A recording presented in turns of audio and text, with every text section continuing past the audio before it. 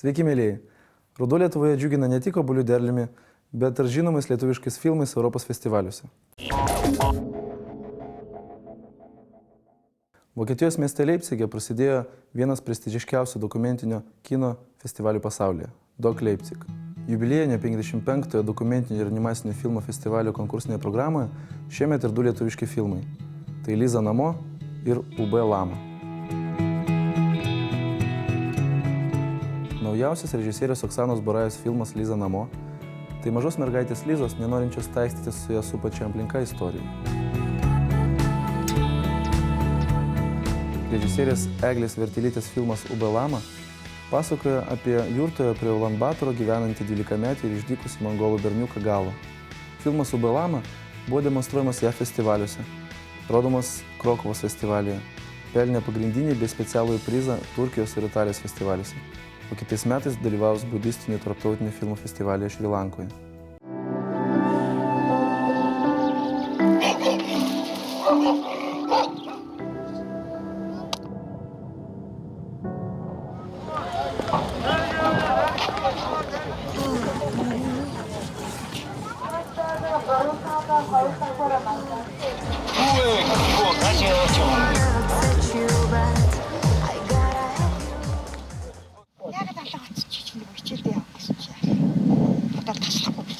버섯 놀러 나가다. 데리고 준비. 야야. 좀 많이 탔지. 야, 그치 들어갔다.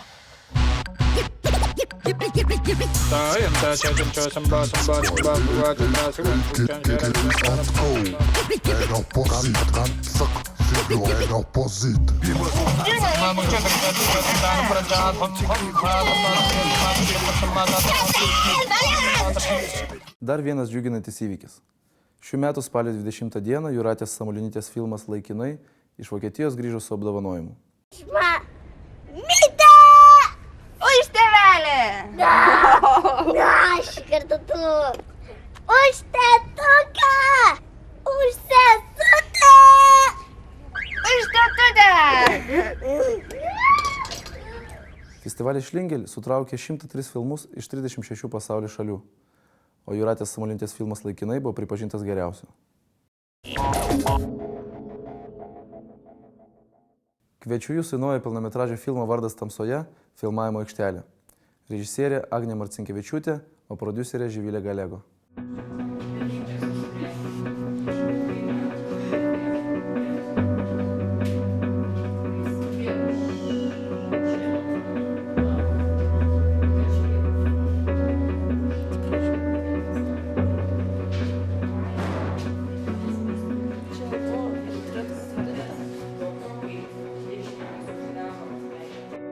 Tai yra detektyvas visų pirma, tai yra moters psichologinė drama tokia ir tai yra ir komiškų tokių elementų ir o šiaip, tai turbūt nieko naujo nepasakysiu, tai yra žmogaus būties, žmogaus požiūrio į gyvenimą problema šitame nagrinėjama ir patirties, nelabai dėkingos patirties jaunystėje, yra jauno žmogaus toksai sulaužimas ir kaip jisai su ta praeitimi paskui susidoroja.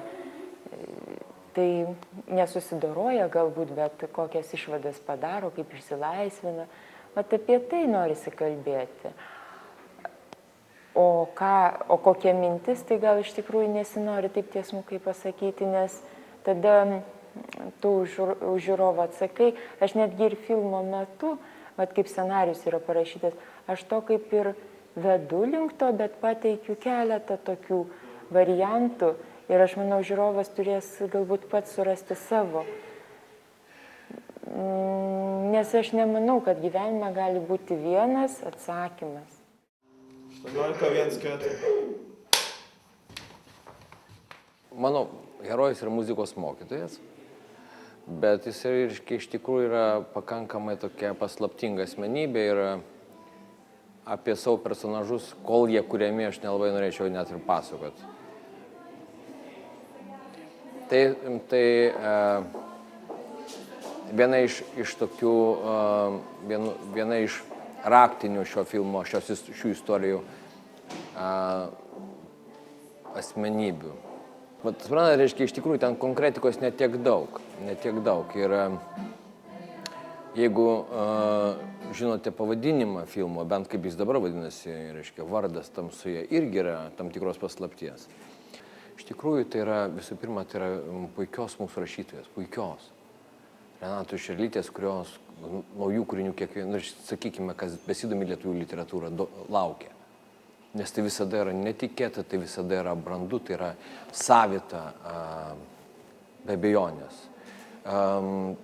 Agnės čia pirmas darbas, bet kas matė jos dokumentinius darbus, jūs su nieko nesumaišysite. Jinai dirba su, sakykime, filmuose su tokio mūsų, reiškia, kultūros asmenybė, Marcinkevičius, Granauskas, Putinas ir taip toliau. Aš tiesiog visų nevardinsiu, bet be abejonės. Dabar Landsbergis ir taip toliau.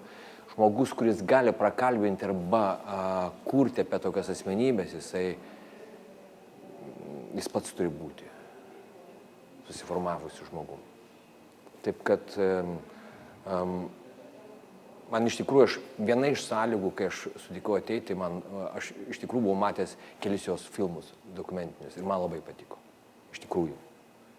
Ir aš manau, kad gali mūsų, reiškia, kiną ateiti, aš viliuosi ateiti labai įdomi, reiškia, režisierė. Šitas romanas išleistas tikrai jau gana senokai. Man idėja parašyti jį gimė po Frankfurto knygų mugės 2002 metais, kai Lietuva dalyvavo garbės viešnios teisėmis ir buvo toks visai nemažas mūsų rašytojų pasisekimas. Ir tada šiek tiek visi apgailestavo, kad neturime euroromano, tokio tipiško. Agnė surado ir paprašė leidimo daryti filmą, nes romanas dar netgi nebuvo išspausdintas, jis buvo tik tai paskelbta jo ištrauka viename literatūros žurnale ir Agnė taip netikėtai jį rado, perskaitė jai, užsikabino tiesiog ir nuo to viskas prasidėjo. Šiaip tai rašydama romaną iš tiesų kriminalistiką domėjausi, skaičiau ir kriminalistikos istoriją, ir teisminę mediciną domėjausi. Na, aišku, tik mano žinios gal šiek tiek yra pasenusios, jau vis tiek daugiau praėjusio amžiaus, ne šiuolaikinių technologijų, bet, na, galbūt čia tiktų tas Kalderono posakis gyvenimas tai sapnas. Bet tikrai nereikia į tai žiūrėti kažkaip liūdnai, nes čia tam romane susipina daug ir tragikomiškų visokių dalykų, ir juokingų, ir graudžių, ir baisių, ir banalių, žodžiu, visokių. Manau, kad taip ir turi būti. Pastaruoju metu, kai aš rinkau komandą, paskaičiavau, kad vyksta apie 5 filmus vienu metu. Tai mane pačią nustebino, kad pinigų nėra, bet visi filmuoja. Tai nežinau, iš kur tas reiškinys. Aišku, buvo keli užsienietiški filmai, bet kur dabar ir Ana Karenina filmuoja. Bet vyksta kaip, aišku, entuziazmo labai didelio dėka. Ir tikiuosi, kad tas entuziazmas duos labai gerą rezultatą. Bet šią dieną tai labai, aišku, esu dėkinga visai komandai, kuri iš tikrųjų susijėmė, visi draugiškai daro ir kūrė tą filmą, ir kūrė iš širdies, ir atiduoda save. Tai tiesiog už tai labai esu jiem dėkinga. O aišku, labai smagu, kad filme dalyvauja labai aktyviai ir pati rašytoja, nes tai buvo jos vis tik tai kūrinys ir pagal jį yra parašytas scenarijus. Tai kai rašytojas dar visą laiką, jinai negi atvažiuoja į aikštelę, pabūna, jinai turi tokį epizodinį vaidmenį ir tas daug duoda, nes kai jau pats autorius dalyvauja pačiame kino kūrimo procese, tas irgi yra labai svarbu. Šiuo metu beveik pusė komandos žmonių yra savanoriai pas mus. Ta prasme, visi pagrindiniai žmonės yra profesionalai, o asistentūra yra savanoriai. O iš tikrųjų darėme netgi atranką. Atėjo daugiau žmonių, negu mes turėjome pozicijų. Mane pačią tas labai nustebino. Yra toks dalykas su savanoriais, jie visi labai motyvuoti, ateina dirbti filmą, bet pamato, kad tai vis tik tai yra gana sunkus darbas, tai nėra tik tai, kad malonumas.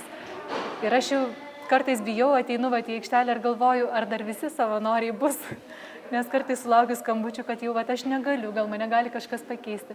Yra niuansas, jais negali 100% būti tikras, kad kiekvieną dieną jie ir ateis, bet labai džiaugiuosi, kad šitoj komandai tokių situacijų buvo keli atvejai, kai mes turėjome pagalbos ieškoti kitų žmonių, tarkime, bet faktiškai visa komanda, jinai ir keliauja. Jau dabar 12 pamaina niekas nenubirėjo. Tai aš labai džiaugiuosi. Faktiškai, vadinasi, tie žmonės atėjo, pasakė, mes padalyvausim filmą ir dalyvauja iki galo. Tai aš nežinau, kodėl taip atsitiko, ar čia kino magija juos užbūrė. Turbūt patinka filmas, patinka jame dalyvauti, nes jeigu nepatiktų, jie tikrai čia nebūtų. Jie turi kažkokią vidinę motyvaciją tęsti darbą iki galo. Man kas labai patiko, kad šitas kūrinys, vat, ta visa idėja, tarsi jos nereikėjo forsuoti. Jis pati susirado kažkokią tai savitą eigą, taip kaip ir lėtai, kaip ir iš niekur, ir su tokiu nepakankamu, tokiu liktais nepakankamom galimybėm ir garantijom atsirasti. Bet jisai statosi ir taip daugybė žmonių dirbam ir nėra labai lengva tikrai. Ir kodėl jie tada čia yra, jeigu jie galėtų daug savo maloniau leisti tą laiką. Vadinasi, žmonėms nereikia būtinai kažkokio komforto ir daugybės pinigų ir gero atlyginimo ir, nežinau, ko čia dar galima laukti. Pas mus to nėra, pas mus yra sunkus darbas, bet žmonės dirba ir jie kartais netgi džiaugiasi, bet jie ateina svarbiausia ir tai vat.